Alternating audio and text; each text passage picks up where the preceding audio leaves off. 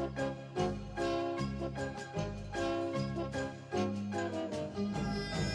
olden days, a glimpse of stocking was looked on as something shocking. Now, heaven knows anything goes. Good morning, everyone. Welcome to another edition of On the Mark.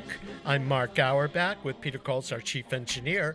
We're here at Studio 120 at Westfield Technical Academy, and we're going to devote an hour today to talking about cannabis, or as it may be known in some parlances, marijuana and other things. But cannabis has been legalized in the state of Massachusetts, both for medicinal uses and for adult recreational uses. And it's talked about what kind of an industry is it, where is it going, who's involved. And so I went to Michael Kusek, who is the editor of a magazine called Different Leaf, which is a trade magazine for people in the cannabis industry and those that are also users, to kind of give us an overview. And later on in the program, we'll talk with two people who are involved in the cannabis industry. First, our guest, Michael Kusek, publisher of Different Leaf. Michael, great to chat with you. Great to chat with you, Mark. Thanks for having me on. Michael, give us an overview of the cannabis industry in Massachusetts. When was cannabis legalized in the state? Well, medical was the first it was decriminalized in the early 2000s, and then possession was decriminalized in the early 2000s, and then medical marijuana was legalized in 2012, and sales began on New Year's Day in 2015. And then adult use cannabis was legalized by ballot during the 2016 election, so 4 years ago, coming up on 4 years ago. And the first licensed businesses opened in the fall of 2018. Approximately how many businesses are up and running right now in Massachusetts? Well, it depends on what kind of business you want to talk about. So, and when most people think of legalized cannabis, they think immediately of the storefronts, the dispensaries that are starting to pop up or have been popping up across the state for the last couple of years. Right now, there's approximately 75 of those. And I was just looking at some unofficial numbers yesterday, but there's somebody online who does some pretty good tracking of the licensing process. And I think probably in the next couple of weeks, we're going to add about 10 more, maybe just a few shy of 10. And then sometime over the next year, if everything goes okay for all these businesses in the licensing process, there could be an additional 183 of them. But there are other licenses so that you don't see. So there are cultivation licenses. There are companies that are springing up across the state that process the flower, production facilities. There are laboratories. So there are a lot of businesses popping up across the state. And do they have any idea at this point how many people are employed by the industry in Massachusetts, or what kind of revenues it produces? Yeah, I saw a report for the end of 2019, beginning of 2020, that had approximately 14,000 people in Massachusetts. There are, in that same report, it reported about 243,000 full-time equivalent positions across the United States, and that is a 100% increase between 2017 and the end of 2019. It's one of the fastest growing employers in the United States right now, even outstripping, nursing and a lot of the other employment fields that increase significantly from year to year. In terms of revenue, I would have to look for the exact numbers, but I think we were in the ballpark of about $420 million worth of sales at the end of fiscal year 2020. And then another study that I looked at recently said that the Massachusetts adult retail market could go as high as 1.3 billion in 2024. How do people, if they go to a one of these facilities, how do they ensure the quality of what's being grown and processed? I mean, are there levels of quality control that are in place, or are a lot of these companies just planting crops in their farms?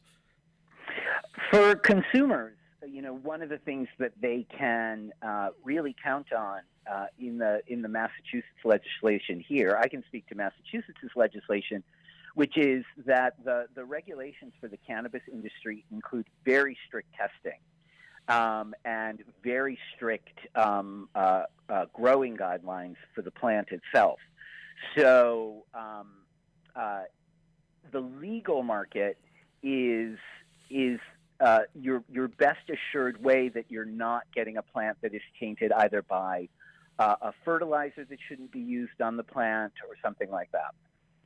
So, I mean, in the way that you might go and buy a tomato, there are the ones that are genetically modified, there are the heirlooms, there are the organically produced, the mass produced.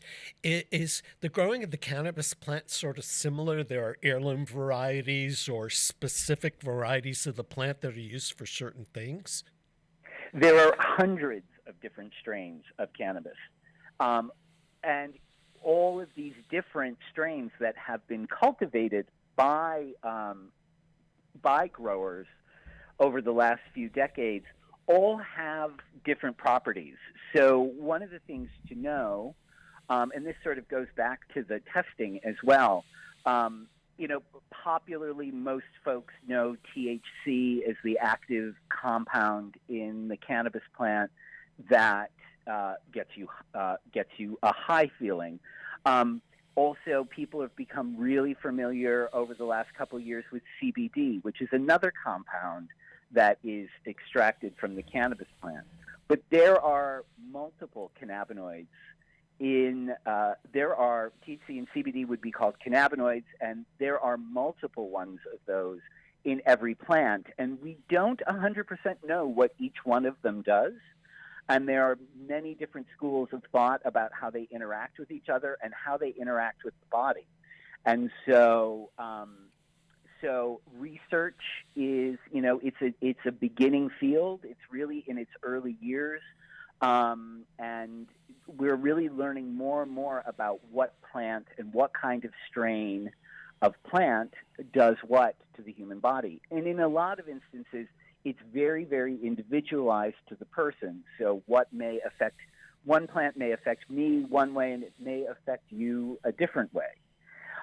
So to go back to testing, if you're paying attention to specific cannabinoids in the plant on every product sold in Massachusetts, it will come with a label that has its testing results. And there are some good explainers online. We published one in a recent issue just so that people know how to read the label. You know how to read a label on food for calories and vitamin content. It's the same sort of thing with cannabis. And there are people that, remember the days where you'd grow it in your backyard and you'd buy it off the streets and things like this. But today, when it's regulated, how is it sold in quantity? Is it sold specifically to smoke, or are there other ways that you can take this? For example, somebody that doesn't want to smoke, can they find the edibles or the tinctures or the other things like that? Or is there a variety? Sure. You don't have to smoke.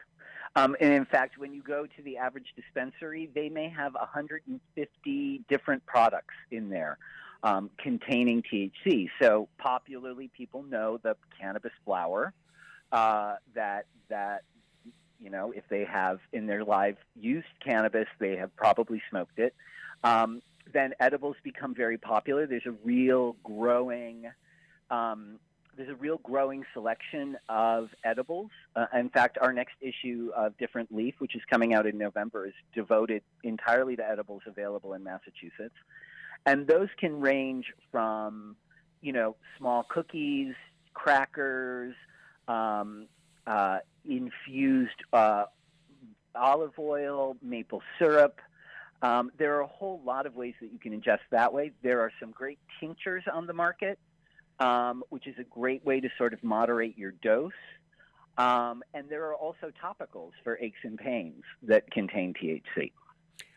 When you walk into a dispensary, I mean, I guess it's like sort of walking into the mall. You sort of want to know what things are out there. Do most of the dispensaries have catalogs so that before you walk in the door, you can say, well, I think I want this kind of an edible or that kind of a smoking material?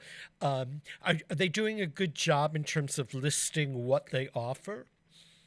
Yes, I mean, I would say 100% of dispensaries, particularly now that we're in the era of COVID, you can order online. Shortly in the state of Massachusetts, you'll be able to have it delivered right to your door. If you're a medical patient, you can already access that, but that's going to become much more widely available in this marketplace. So you can have something brought right to your house. The industry and dispensaries are really committed to providing good, solid education for their customers. So if you go on different dispensary websites, you can see that they'll have a lot of information. If you're a novice, there's a lot of information out there. And, it's like anything on the internet. There's good research and there's good information and there's bad information. So if you're doing your research, you want to look to names you can trust in the industry, and dispensaries are among the ones that you can trust. Now, we differentiate between adult use cannabis and medical cannabis. What are some of the medical conditions that cannabis is supposedly able to assist with? Well, there's both scientific research and anecdotal research out there, anecdotal information out there that I think some of the things that you primarily see people using cannabis to treat is sleeplessness. Proves to be an incredibly popular way to use cannabis. I myself personally do that, but also for pain management, stimulating appetite. There are a lot of different ways that the plant can be used, and this is something that we really are on we're really just at the tip of a very big mountain of information that is going to come out of cannabis as it becomes legalized across the country. And less viewed as something negative and something that more positive, you'll see more medical research into it. And there are, in particular, Israel is really on the forefront. There's an awful lot of great information about what cannabis can do coming from researchers in Israel. I know in America, it was illegal for a long time, and it was talked about with disdain. And then there was the hippie cult that used it and all that. In other countries, is cannabis legalized, or is it used for medicinal purposes as well as a recreational use, or on the same level as the United States, or is it different? It's absolutely a global movement. Countries across the globe are at varying stages of allowing for the legalization of cannabis. And even in some countries still have a way to go, but you have others that are, I believe it's on the ballot in New Zealand. I believe it's on the ballot in New Zealand this year. I know there's been a lot of work around making medical cannabis available in Australia. So there are concurrent movements around cannabis usage across the globe, all at varying different stages. I mean, here in the United States, where we have medical cannabis almost in every state, and adult use legalization is still growing. In fact, today in Maine is the first day of legal adult use sales up in our neighbor of Maine. And yesterday, the governor allowed legislation for an adult use market in Vermont to start without his signature. But you'll probably see adult use sales in Vermont sometime in the next 2 years. If you do go to your physician and you get medical cannabis and it's prescribed for you, is there a standard dosage that's prescribed? And how is it different if you get a prescription walking into a dispensary versus just going in to buy some recreationally? Well, I think if you're interested in, I think people who are interested in integrating cannabis as part of their medical treatment really should consult primarily with their physician to find out what their physician's thought around that is and how it might interact with current treatments that they have. And there are also a lot of there are a number of medical doctors around Massachusetts that will provide that service. And, like I said, that it can be a highly individualized experience. It's really a good idea to work with a care provider who has some knowledge around it, because they can help you through that process of figuring out what the best dose is and what you should be doing. Before we go, a Different Leaf, your magazine, which is kind of a trade paper for the industry, but also a resource guide for just the users and all that. How can people learn more about Different Leaf, or how can they subscribe? And I understand also you have a fabulous podcast. Thank you. We do. We really are a consumer magazine for people who use cannabis, and we enjoy a lot of readership within the trade, which is really wonderful. We're available at bookstores around the region. There's a list of them on our website at differentleaf.com. You can find out where we are. If there's not a bookstore near you, you can order a copy online through our website. And starting this fall, there are a number of dispensaries around the state that are going to be starting to carry us as well. So I'm very, very happy about that we're going to be sort of in the heart of the action with that happening. And we do have a biweekly podcast that's hosted by a great cannabis journalist named Britt Smith, and she interviews medical professionals, people in the field, chefs. A lot of people who are doing a lot of interesting work for an audience of people who are looking for just general information about cannabis. And we're on every podcast platform.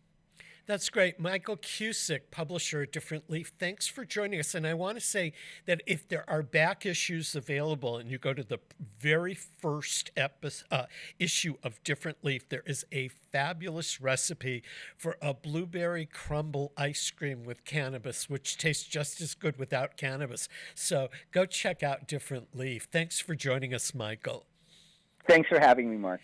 We'll be back after a couple of announcements to get to meet some of the proprietors of cannabis dispensaries, and see what they're doing and what this business is all about.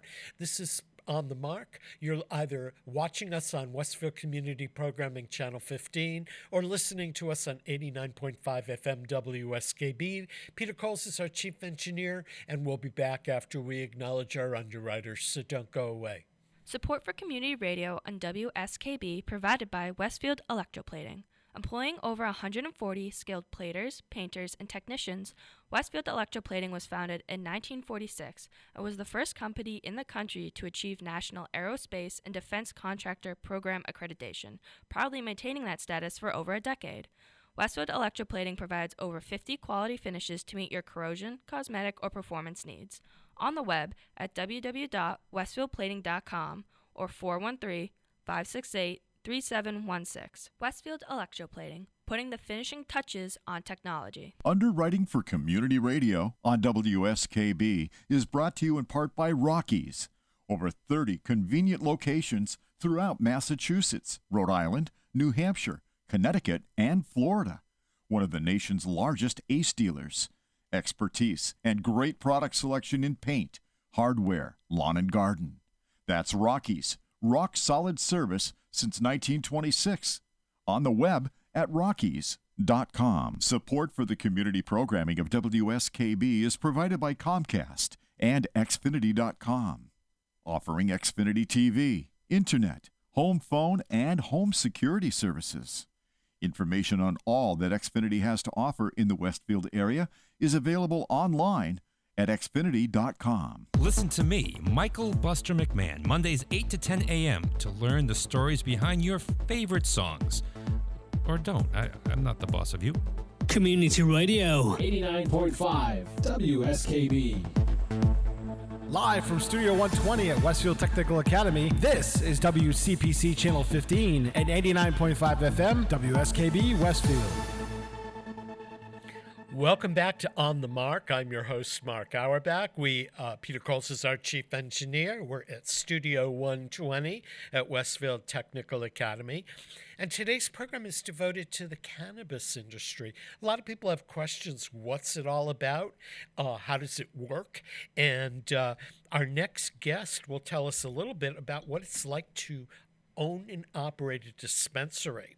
And so, from Westfield, Tom Keenan from the Cannabis Connection, I'd like to thank you for joining us and welcome. Thank you, Mark. It's great to be here. Thanks for having me. Yeah, first of all, you're based in Westfield, correct? Correct, right up here on 40 Westfield Industrial Park by the Mass Pike exit. And how long have you been open? We opened the store in June of this year, June 9th, but the application process, we've been going through it for the past couple of years. But yeah. And do you provide both medical cannabis as well as adult use, or in which way? So we only are licensed to sell adult use marijuana or cannabis products. Getting a medical license is a different process, and up until recently, you needed to be a vertically integrated company. And so we opted to just apply for a adult use retail license at this time, and just it was the easiest way to get in, the least expensive way to get into the industry, and so that's what we went with. But unfortunately, we're not allowed to sell medical marijuana, so we have to charge sales tax on everything. And we're not allowed to give any discounts to anybody, so we're kind of our hands are tied as far as that kind of discounting or accepting medical patients. We are only allowed to sell one set price of all the products, regardless of medical or otherwise. And where do you get your products from? Are you actually growing your own, or are you purchasing from farms? So we're, like I said, we're retail only, so we rely on Massachusetts suppliers. People have to have a license to cultivate or process any cannabis products. So we have about 15 to 17 different suppliers in our shelves right now, or on our shelves right now, and we're always looking for new products and new brands and vendors to sell here. I know that there are people that smoke it, there are people that eat it and use it for other things. What kind of products are available when you walk into a dispensary on a retail level?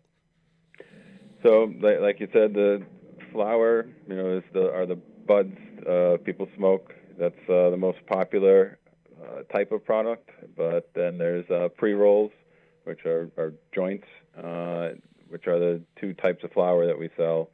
Then there's concentrates, which there's a wide variety of different types of concentrates available, and everything from waxes to more called shatter, which is like the name implies, it can shatter. If it's nice and cold, it'll just shatter if you drop it. And then there's sugar and sauce and batter and butter. There's a wide variety of different concentrates that people can purchase here.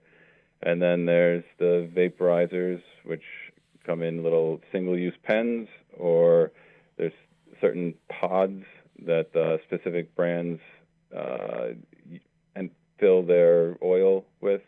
And it's Pax pods, which are one brand, and Dart pods are another brand. They're just different ways to vaporize it vaporize the oil. And then there's edibles, topicals, tinctures, lotions. There's just an immense variety of different options for consuming it, and it's not just smoking a joint. There's a litany of uses. Yeah. I mean, you can acquire all of these things. How do you know that what you're acquiring and what you're putting out there on the shelves is of quality? Is there a quality control? For example, if you're going to the supermarket to buy fruit, you can buy organic fruit. You can buy fruit that's not GMO. You can buy locally owned, locally produced rather than imported. Do you have the same standards in terms of the product that you can put out there? It's not the same per se, but it is a similar standards. So the regulations require the cultivators and processors meet certain guidelines as far as what can go into products. So as far as heavy metals or pesticides or various other extraction solvents. So everybody that produces anything needs to send it off to get tested, and for different categories of products that need to have different tests. But suppliers can't sell anything until it passes all these tests that the state requires them to do. And I mean, the tests are very stringent. They're one of the most strict testing regimens in the U.S. But so before they can sell us anything, they get it tested, get certificates. They have to send us certificates of analysis showing that it's safe or it meets the guidelines according to the regulations, and then we can rely on that everything that they send us under this one certificate of analysis meets the guidelines that the state has imposed.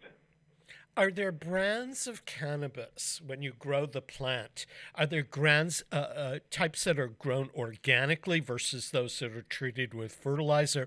Are there strains or particular things, like if you were going to buy an apple at the store, there might be a Macintosh or Cortland or things like that. Is it the same when it comes to cannabis plants? Well, organic is a term by I think it's the FDA, or I'm not exactly sure, but cannabis brands can't say they're organic because they're a controlled substance. So organic doesn't apply to the marijuana market. But there are different producers or suppliers grow different ways. Like some people use live beds with worms to use as fertilizer, and some use hydroponics, which is just all grown in water. Some use aeroponics, but they can all do different styles or methods of growing, but it all has to pass the same testing, and so I don't know that there really is I don't think that we know actually how each particular grower grows their cannabis. But it's all subject to those strict testing requirements, and so I'm sure eventually that once the market matures a bit, there will be some differentiation between the methods of growing. But at this point, it's just as long as it passes the test results, or passes the tests, it can be sold. What made you decide that you wanted to get into this business? I mean, with all of the licensing and all of the steps and the red tape that it takes to get a cannabis company up and running, what made you choose to do it? That's a long story.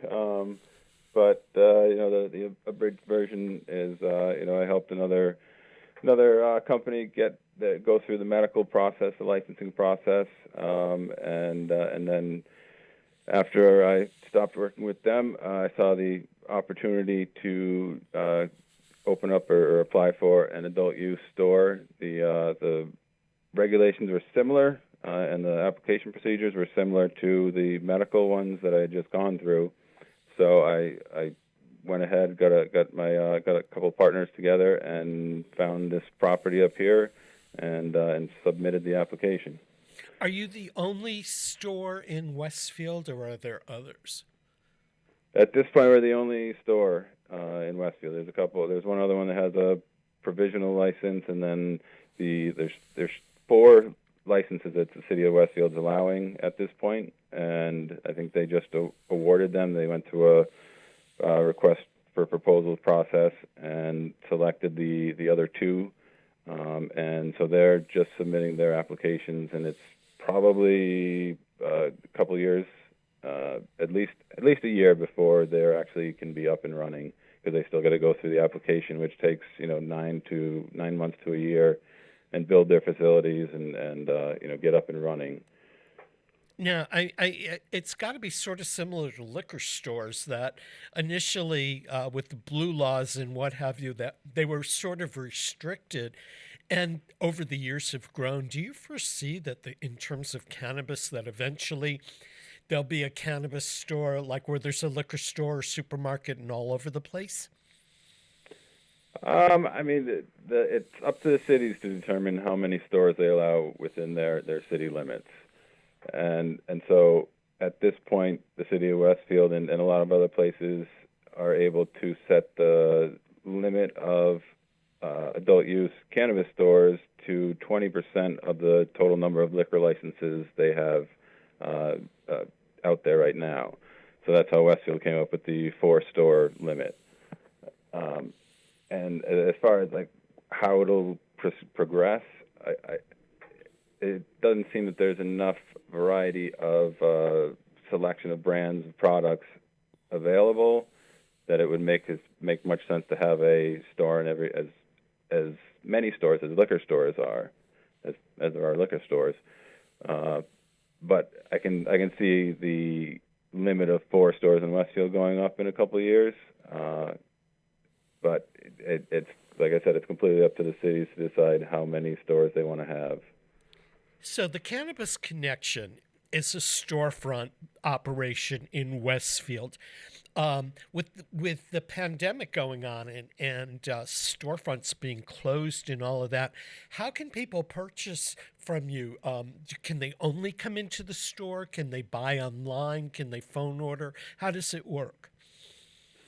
So for adult use, you need to come to the store. I believe they're working through some delivery for adult use, but I believe at this point only medical can be delivery. So you have to come to the store to pick up the products. We started out with the pandemic. We were just doing curbside pickup, so people would place an order online, come drive into the store, and pick up the product that they ordered and pay right at the store.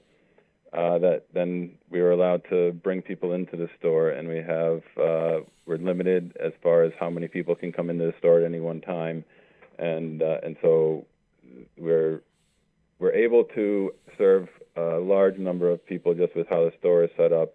The flow is very quick. I mean, we can serve 800 people in a day, and the longest wait I think was probably 10 or 15 minutes. So, and we have the sneeze guards and we have the cleaning protocols in place that we're very particular about making sure everything is wiped down. Everything is disinfected after each person uses a debit terminal, and it's very, very clean and safe in the store. In terms of your customer base, are they buying? Can you tell at this point whether the trend is towards buying cannabis to smoke versus eat versus use in other ways? Is there a clear winner in terms of the way in which people are using cannabis? At this point, it's probably about 50 to 60% of all the sales are flower. So people will come in and buy an eighth of a particular strain, or buy pre-roll.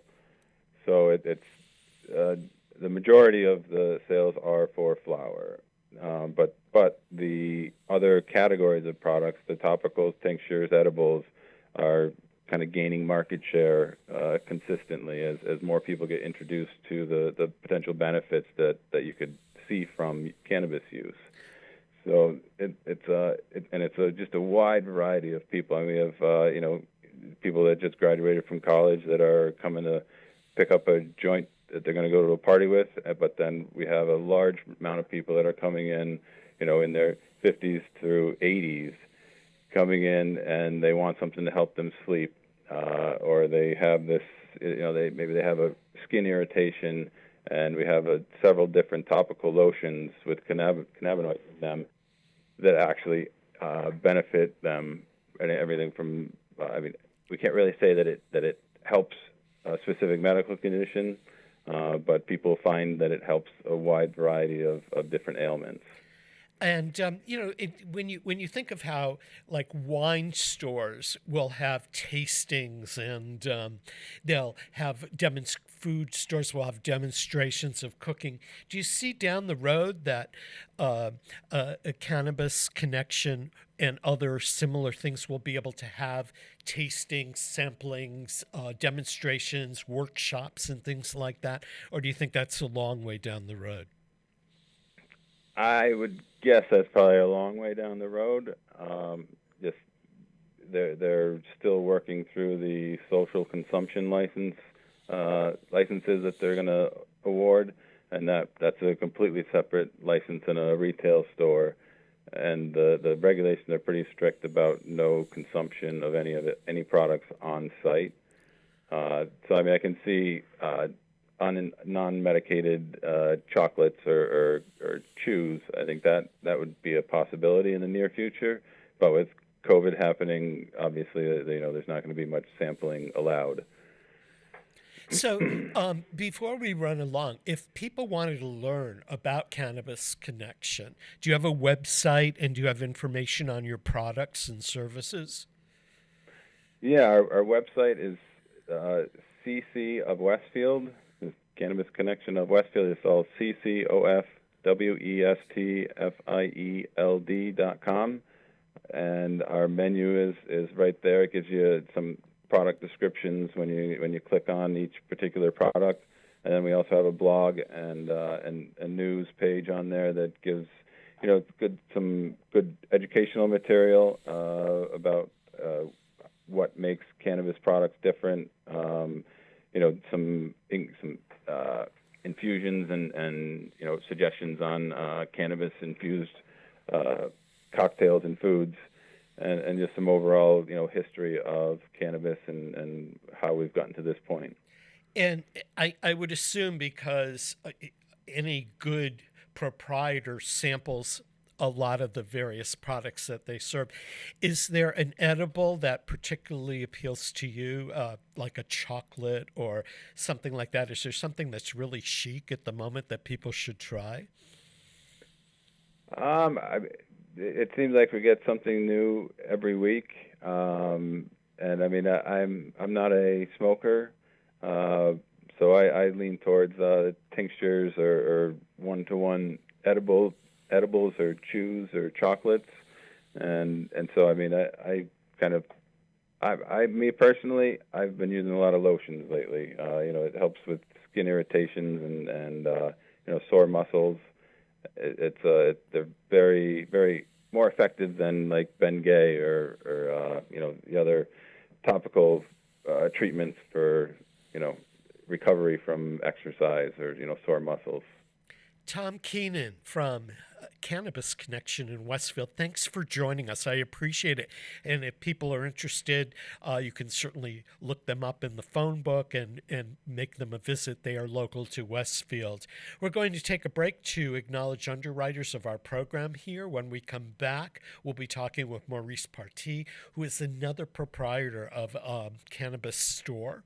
And we are here at Studio 120 at Westfield Technical Academy. I'm your host, Mark Auerbach. Peter Coles is our chief engineer. Don't go away. Underwriting is brought to you by Boise Cascade Distribution, providing products and services needed for building material dealers, home improvement centers, and industrial customers. They offer everything from engineered wood and plywood to Drex decking and railing, James Hardie siding, and Advantech subfloor.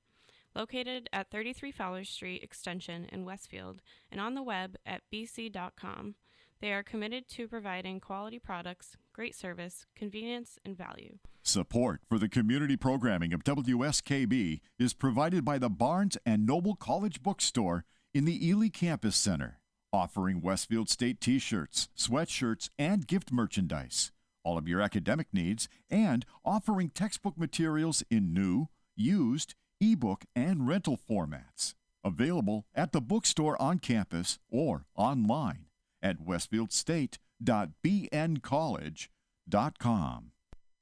Hi, it's Bob Plass, and I have Wow, It's Tuesday, every Tuesday, 6 to 8. Wow, it's Tuesday. Community Radio. 89.5 WSKB. I did it! Live from Studio 120 at Westfield Technical Academy, this is WCPC Channel 15 and 89.5 FM, WSKB Westfield. Welcome back to On the Mark, folks. I'm Mark Auerbach. Peter Coles is our chief engineer. We're here every Wednesday morning on 89.5 FM WSKB and Westfield Community Programming Channel 15. If you've missed any of our previous programs, you can find them on YouTube on Westfield Community Programming's page. Also join me on Friday mornings here on both Westfield Community Programming Channel 15 and 89.5 FM WSKB for my Arts Beat program every Friday morning at 8 o'clock. As we continue today on the Mark, we're talking about the cannabis industry in Massachusetts, and our next guest is Maurice Partee, who is a cannabis retailer starting some new and exciting projects, and I'm glad to have him on board today. Good morning and welcome. Thanks so much for having me, Mark. Great to be here. Now, you're the founder of a program called Emerald River, so give us a brief description of that. Sure. So Emerald River is the company which I started actually about a year ago once I learned more about the budding industry in Massachusetts. And I appreciate that you describe me and our company as a cannabis retailer. We definitely would like to be, but we have not opened our first store as of yet. So what's your timeline at this point? Well, our journey to arrive has been a long and winding one. A lot of people have heard stories about how difficult it can be in Massachusetts. Interestingly enough, we looked at the city of Westfield, and I was hoping that there'd be the appetite on the city council and mayor's office to open up the zoning a little bit to the current restrictions, but it seems like that temperature may not change for quite a while. And actually, where we are right now is about in January, we started looking at the Maine market, and which actually is opening up as of today with this taping on October 9th, is the first day of adult use sales in Maine. So we have a property in the city of Lewiston, and we are working right now with an architecture firm to design a store, an adult use store for that property in Maine. Well, we should probably say, backtrack just a minute. You're from the Western Mass in the 413. So you've been working among the restrictions here. And as you're moving into Maine, is the restrictions similar in the red tape and all of that? Great question. I could go on and on about that, but I don't want to bore you or your listeners. Generally, there's a lot of similarity between Massachusetts and the Maine markets. Obviously, the state officials talk with one another, or at least look to each other for how they're developing regulations and so forth. But Maine is quite a bit less stringent. So we've actually found so far in the city of Lewiston, anyway, to be far more welcoming generally than some towns here in Western Mass. I know that, it's a fledgling industry in terms of regulation and all of that, but do you think that the public and the cities a year from now or 2 years or down the road are going to become more accepting and more welcoming of the cannabis industry because it can bring a lot of revenue and employees to a city. I mean, it certainly has a function. Absolutely, absolutely. Polls that are taken that survey consumer attitudes generally find them constantly shifting towards more pro and acceptance of cannabis.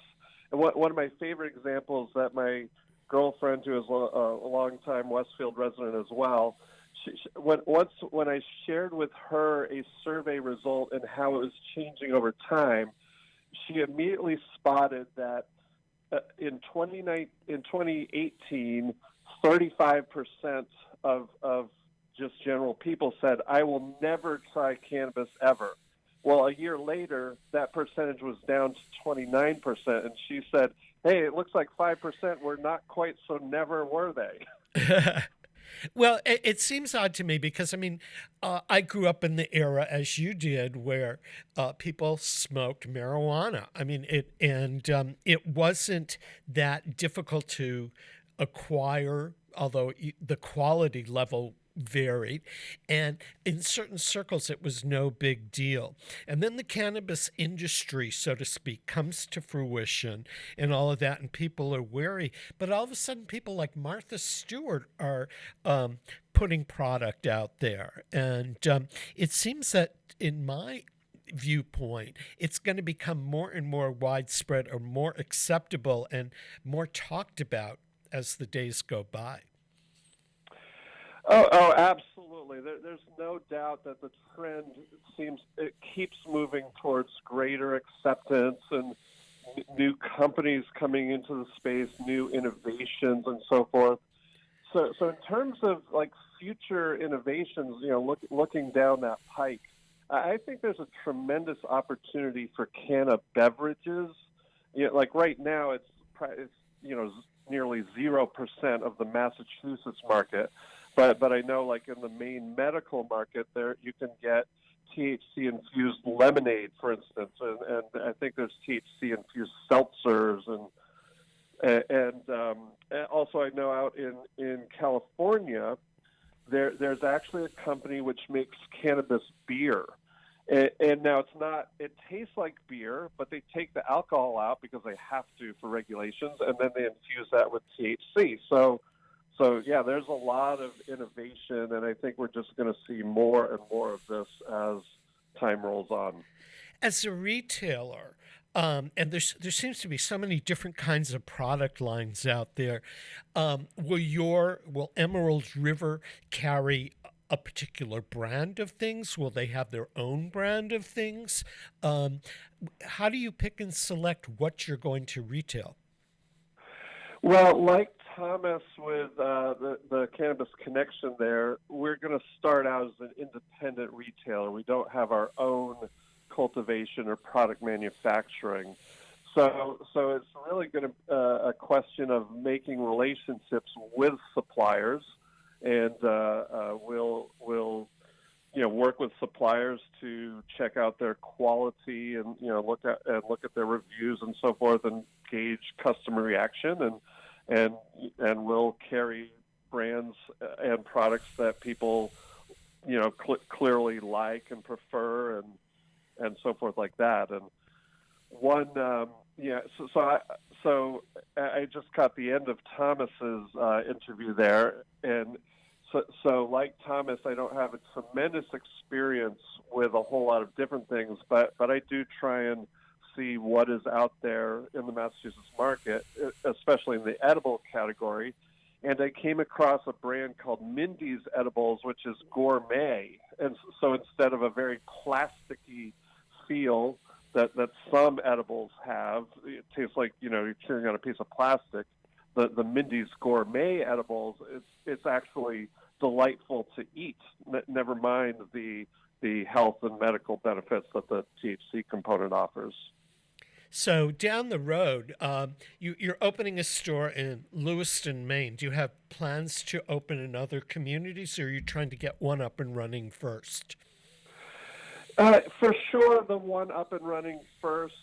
We don't want to spread ourselves too thin, myself and my partners. But I like you mentioned, I'm a Western Mass native. I've looked all over the city or the Pioneer Valley to try and figure out what makes sense, including the Berkshires and so forth. I'm actually, as a Holyoke resident, I'm actually a social equity program member, and one of the benefits of that is that I can access the delivery license. So we're definitely considering launching adult use delivery for the Pioneer Valley. So that means down the road, people can order. It's like the Peapod that Stop and Shop has, or Instacart or something like that. That people will be able to order from you and have it delivered to their homes. Exactly right. Yep, that is essentially how that would work. I'm having a lot of. It's been an honor actually to work with some other people who have created this organization called Massachusetts Cannabis Association for Delivery to work with the CCC to get those regulations as fair and equitable as they can be. I think that this version of delivery will probably launch early next year. Has the pandemic held you back in any way in terms of getting business going, or has it really not played a role? For me and my company personally, not because we're in the development stage, it really hasn't been too much of a barrier. In a certain sense, the fact that so much activity is now done online and virtually and via Zoom and whatnot actually sort of makes the travel component a little bit easier. But so it hasn't been a direct impact because we're not open yet, basically. Yeah. Now, I first met you, and you were involved in a lot of marketing things. You had a company that dealt with credit unions and stuff like that. Do you find that the industry, the cannabis industry, is going to become as developed and as multi-tiered as the marketing that you've done before? Yes. Yeah. Absolutely. I think that is. Yeah. That's definitely a factor, and one of the reasons why myself and my partners are pursuing what we are is because as the market matures, I think there'll be more clear different segments, different types of consumers that different stores will appeal as sort of that competition comes in. So you have a lot of stores right now that are trying to be like the Apple store of weed, very fancy or high tech or austere, and trying to attract a certain market. And then you might have other brands that are more of a mid-market type of feel. So yeah, for sure, that all plays into positioning as the competition comes in. Do you think there'll be levels of quality eventually where you'll have a grade A level of products and the grade B and the discount products and the generics, the way you see in other food products and wines and beers? Do you think that that's going to develop in cannabis down the road? For sure. And I think you actually already see that to a certain extent. For instance, with consumers who want to buy marijuana flower, they expect a certain level of quality. It's got to look good and smell good and so forth. And so when growers have a harvest which just doesn't come out top notch for whatever reason, then that has a tendency to get converted into oils, which then get made into products. So there is already. It may be hard to find. It may not be quite as obvious right now when prices in adult use legal are so sky high compared to everybody else. But yeah, I think as time goes on, as competition goes on, we'll start to see more of that tiering of prices and quality.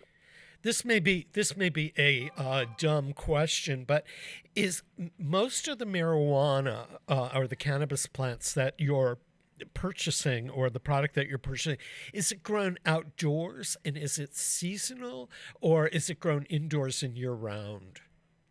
That's a fabulous question. So in Massachusetts, and of course, this is where you see differences throughout the country, like out in California, Oregon, obviously, that's going to be where your outdoor grows are primary. But in Massachusetts, we have the vast majority is indoor.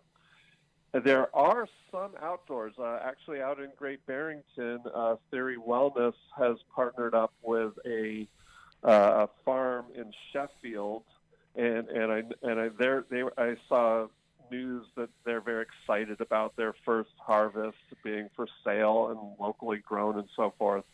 But the vast majority is grown indoors. The other option that we will see more and more of here in Massachusetts is greenhouse. So you sort of have some of the benefits of indoor and some of the benefits of outdoor. Yeah, I wasn't sure whether it had a season like any other. The growing season here ends with a first frost that tends to happen in October, whether the plants were susceptible to that in the same way as any other vegetable. Absolutely, and so because the harvest season, we're right in it about now. It's so there's always going to be a little bit more supply right about now with that harvest season. Well, I suppose you got to give it at least 2 to 4 weeks to dry and cure and all that, but the rest of the indoor, that's going to obviously go all year round. It's all temperature controlled, humidity controlled, light controlled. So you can usually get the equivalent of 4 to 5 harvests indoors versus the 1 per year that you get outdoors. Any idea of what? Much higher. Any idea of which is better? Ultimately, I mean, there's a difference between an heirloom tomato grown outside in your backyard versus a greenhouse one. Well, absolutely, and different people will have different opinions about which is better. So of course, there's people who say, well, natural sunlight and soils give a better product. But the other side of the coin is when you have ultra precise temperature control, light control, humidity control, and nutrient control that you have indoors. The precision that you can do there means you can be much more consistent, and there's sort of a purity of product that you get that way. So this may be an ongoing conundrum for people to solve, or have differing opinions on for a long time to come. Maurice Partee, founder of Emerald River, thanks for joining us today. It's always great to chat with you. Likewise. Thanks so much, Mark. And take care. This brings another edition of On the Mark to an end. Thanks for joining us. I'm Mark Auerbach. Peter Coles has been our chief engineer.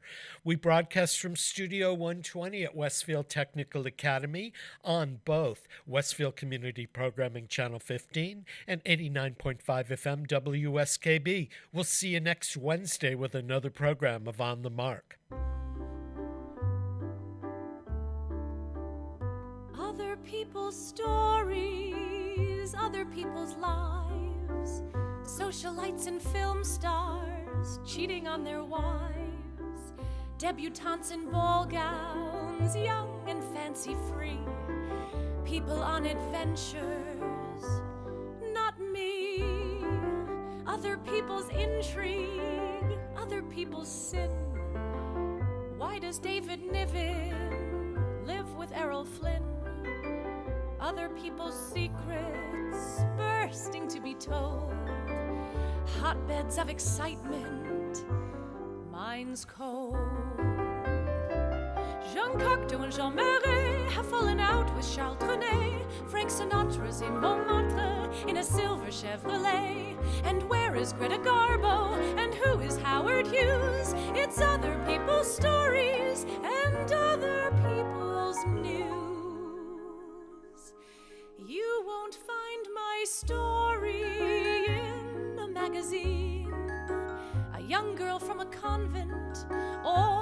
17.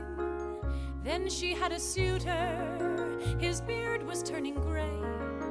Imagine her reaction, dismay. Mother said, be grateful, you're not to make a fuss. Love will happen later, that's how it was for us. Mother said, he's wealthy, be glad of what you get. Love will happen later, not yet. Other people's secrets bursting to be known. My mysterious husband has secrets of his own. Me, I have my daydreams until they all come true.